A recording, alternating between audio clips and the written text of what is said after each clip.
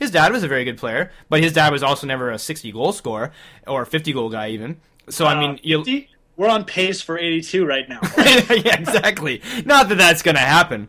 But Alex Steen, and don't get me wrong, I have no indication. I fully believe that Steen will drop off eventually. Like, he's on a tear at the moment, but I don't think he's going to stay hot like this the entire year. But nevertheless, people are surprised by this kid. He is playing really, really good hockey on a very good team. That already, even without Steen being as good as he is this year, was already projected to be a cup contender. Now with Steen playing well, like Claude Giroux, God, these guys look scary, man. I'm afraid for my life. Yeah, I'm liking the Blues. I've always been a big fan of the young Canadian talent, as I've said on many shows. And Alex Pietrangelo is one of the players I followed through the World Juniors several years in a row. Oh, yeah. So I'm very excited, mostly for him. He was one of my... Mark my words, 3 years from now. How many hockey fans out there are major on the World Juniors? I've obviously grown a bit depressed over the last few seasons. But if you don't watch them, definitely check them out. They start Boxing Day usually. And me and Andy are huge fans. And you get to see guys like this, and you get to kind of make these predictions. Some fall off the charts. I want to know where Ryan Ellis is for the St. Louis Blues. National like Predators. The next Al McInnes. Sorry? Nashville Predators, Ryan Ellis. I thought he got drafted by the Blues, didn't he? And then to the... Oh, well, I don't know who he got drafted by, but he's definitely a Predator.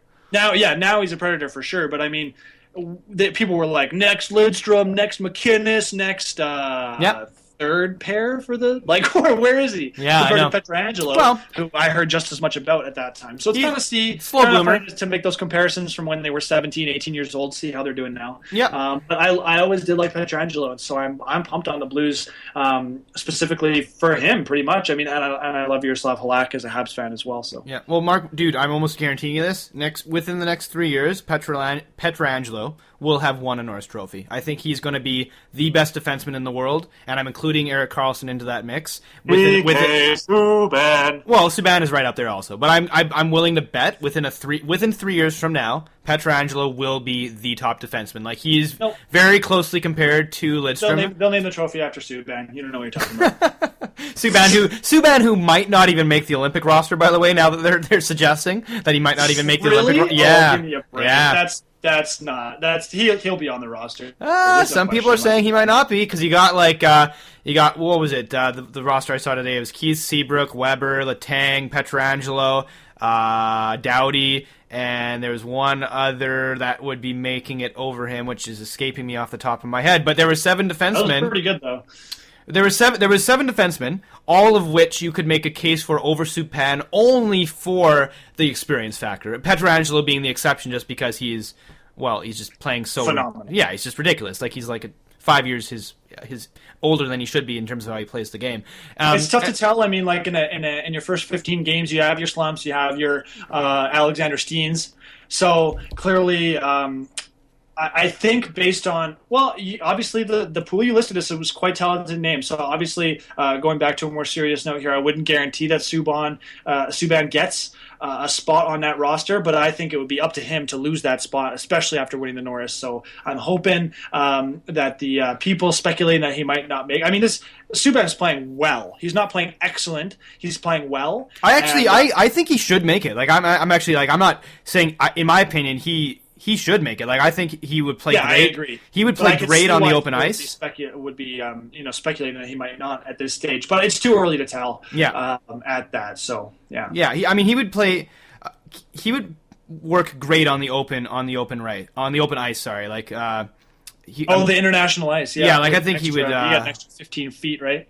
Oh, he was just like he would fly in it. In my opinion, like I think he would be really, really, really solid on the open ice, and I'm just pulling up the list right now because it's really bugging me. I really want to know who that 7th guy is. Dan Boyle was the other guy they would say would make the top 6. Yeah. Just because of his experience, and also much like Subban, very fast, offensively gifted, goal scorer. Boyle actually plays a very similar game to Subban. I mean, he's not quite as physical, but he plays a very, very similar game to Subban, and he has more experience than Subban. See, so that's where I think Subban might get beat out. although I do think he should make it, he might get beat out solely based on the fact that there are 6 or 7 guys there which have more experience than he does. I mean, obviously the next Olympics, no question, but I mean, he will be probably top 2 pairing, maybe top 3. But I think as of right now, there are probably 6 or 7 guys there which you could all make a case for would be more valued over him. Seabrook maybe not as much, but remember, Seabrook and Keith play really well together. Then you got Pietrangelo, who's a shoo-in. You got Doughty, who's a shoo-in. You got Weber, who's a shoo-in. Letang most likely will be there as well. He's playing great. So, I mean, it's not to say that Subban isn't amazing, but he just might be the odd man out this year. I could see that. Maybe Canada should just dress 2 teams this year. Maybe we should just have 8 defensemen. Maybe we should roll 4 lines. Are you allowed to do that? Can you roll 4 lines? Obviously, you can if you short yourself a forward because you have a 23-man roster plus 3 goalies. So, I mean... Yeah, but the forwards look so sick as well. Like the forward. Oh yeah, you don't want to take anything out of there. Just for the hell of it, I'm quickly going to go. I'm hoping Claude Giroux is not on that freaking list right now. I'm just going to go through it just for the hell of it. The guys projected to make it because, and we're gonna later on in the year, folks. We're gonna have like closer to the Olympics. We're gonna obviously have 2 or 3 shows dedicated just to the Olympics, where we go through all of the teams, all of the projected rosters. Some of my favorite things to talk about is to project Olympic rosters. So probably sometime in January, closer to the games, we will be projecting our full rosters. But as a little tease right now, these are the guys projected to make it. This is Team Canada's roster, so get ready for this. If I go over, excuse me, but I'm just listing names here. Patrice Bergeron, Logan Couture, Sidney Crosby, Ryan Getzlaf, Chris Kunitz, Rick Nash, James Neal, Corey Perry, Michael Richards, Patrick Sharp, Eric Stahl, Jordan Stahl, Martin St. Louis, Steven Stamkos, John Tavares, Joe Thornton, and Jonathan Toews. And that's with guys like Jeff Carter and Matt Duchene and Claude Giroux and Taylor Hall and Andrew Ladd. I was going to say, there's a lot of names missing from. Oh yeah, I was just picking. I'm not picking. I wasn't naming the guys that were just at the camp. I'm just saying the guys that. So like pretty much your top 4 centers are like Crosby, Stamkos, Tavares, and Toews. Those are your centers, and most likely they're saying that's the other thing Stamkos is probably going to play on. Toews on the 4th line? Like, is that what you want? Well, Stamkos is probably going to play on Crosby's wing with Nash. That's what they're projecting, and it's going to be Nash, Crosby, Toews. Why is Nash there? I don't know, actually. You know what? You can make a case for one of the guys that spot. And really, I mean, he's been lazy, coming out of Columbus or like, oh, it'll be solving the problem. We'll get him on New York and nothing. What's he got? 3 points? Oh, 3 points in 3 games. Okay, so he's been injured or benched or something. Well, you could replace him with one of the guys on the outside, Jeff Carter possibly, Matt Duchene as of right now. Matt Duchene's making a great case to be on the Olympic roster. He was on the outside looking in, but as of right now, I would probably say Duchene's making that roster. I would think he's, for sure making that roster. I'd be shocked. Giroux was invited, but no to him probably. Hall was invited, but no to him. Ladd was invited, but probably no to him. Lucic and Marchand both invited, but maybe Lucic as a 13th guy, potentially. James Neal was invited. You can make a case for him. You don't want to stray too far away from the size, and a lot of the talent that we have mentioned is a little bit smaller. So you could see somebody like him fit into the lineup. Yep. I mean, Jordan Stahl was on the outside looking in, but he's playing great with Eric right now, so he might squeeze in. And then you got the mainstays like Toews, Thornton, Tavares, Stamkos, Eric Stahl, Martin St. Louis, Michael Richards. I'd say no to Thornton, but... Yeah, I would too, actually. I would pick Duchene over Thornton, to be honest with you. Yeah. Although Thornton's playing very well right now. I mean, he's playing very good hockey. But, it's going to be really interesting. Canada's depth is just stupid. Like, it's insane. So picking that roster... That's not going to be a fun job for those guys, for Yzerman. That's going to be... Yzerman again, yeah. Yeah, that's going to be interesting for those guys. We've talked a lot about everything but the main thing that I want to talk about. We're already 40 minutes in. Holy crap. Well, there we go. Let's wrap it up then. How do we do that? Okay. Oh, actually, yeah, because this is a good one to wrap up on because... if you haven't listened to many shows before, Andy and I are very strongly opinionated when it comes to fighting. And we love it! I don't know what night it was, but Ray Emery, it was shortly thereafter our last show. I know I was like, we could talk about it the whole night. Ray Emery made one more step into how much of a mockery fighting has become in the NHL. Andy, you can take it away from here. I'm steaming on it. Yeah, I was furious. So pretty much, it's Washington versus Philly. Things aren't going very well for Philadelphia. Surprise, surprise. 7-0. Yeah, it was a shellacking to say the least. Ray Emery decides to take it upon himself after a line brawl starts. Line brawl being every player on the ice was fighting with one another. Just Philly pretty much. It was towards the end of the game. Philly was just getting out some steam, and whatever, that happens. Well, I want to say it's part of hockey. It doesn't happen that much, but it happens. No, a bench it happens. Brawl. I mean, they took a. Well, it wasn't a bench clearing brawl. It was just a line brawl, like 5-on-5 fights. But that doesn't even that doesn't happen that often. As violent as this game can be, line brawls are pretty rare.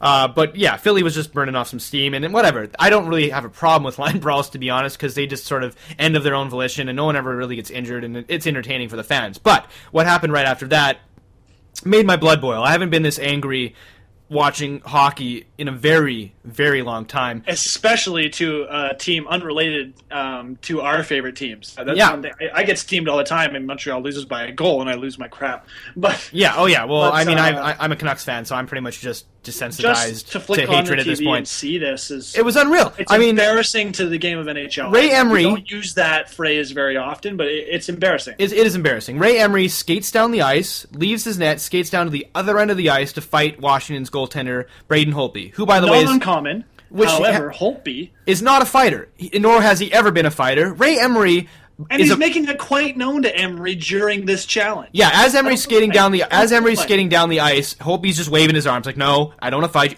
you." We should mention Ray Emery is a semi-professional boxer, by the way. For those that don't know, Ray Emery knows how to fight. So Not only does he know how to fight, he likes to fight. Oh, he loves it. He's a aggressive player. He likes to have his little tantrums. Yeah, he loves to fight. And anyway, so he's skating. Just a nice kid. Yeah. He's a kid. He's like scrawny. 23. He quick on his feet for sure, but I mean he's not going to hold up in a fight against a boxer. No, and Braden Holtby's just waving his arms like, "No, I don't want any part of this. Don't want any part of this." And Emery said after the game, he's like, "Well, what I said to him is defend yourself because I'm going to fight you, whether you like it or not." So Emery jumps him. He literally jumps him. Holtby tries to escape. Emery grabs him. Which makes me even more mad that Emery said that after too, because it was like you knew. Yeah. It's not like you were blind with rage and just going headstrong in. You bloody well knew you were beating somebody up. You were assaulting somebody, and you went along. And this was assault. Holtby did not land a single punch. 16 consecutive punches to the back of Holtby's head. 16 without being stopped. Emery was just laying into him like a rag doll. Props to Holtby for not like curling into a ball, or because that's what I would have done. I'm telling you right now, I'm not a fighter either. Field position. I would have been in the corner boards with my face in my gloves, just going, "Leave me alone."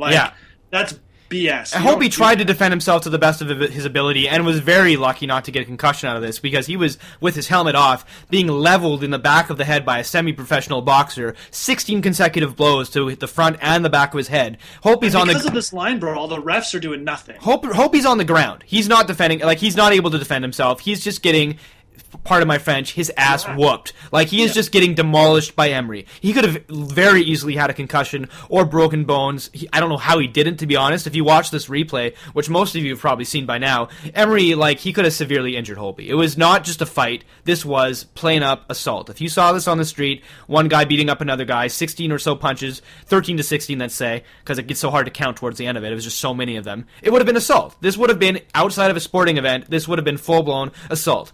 To make matters worse, the ref does not jump in. Not only does he not jump in to stop it, he keeps the other Washington players from breaking it up. 3 of the Washington guys see Holtby getting annihilated here, and I say annihilated, I mean that.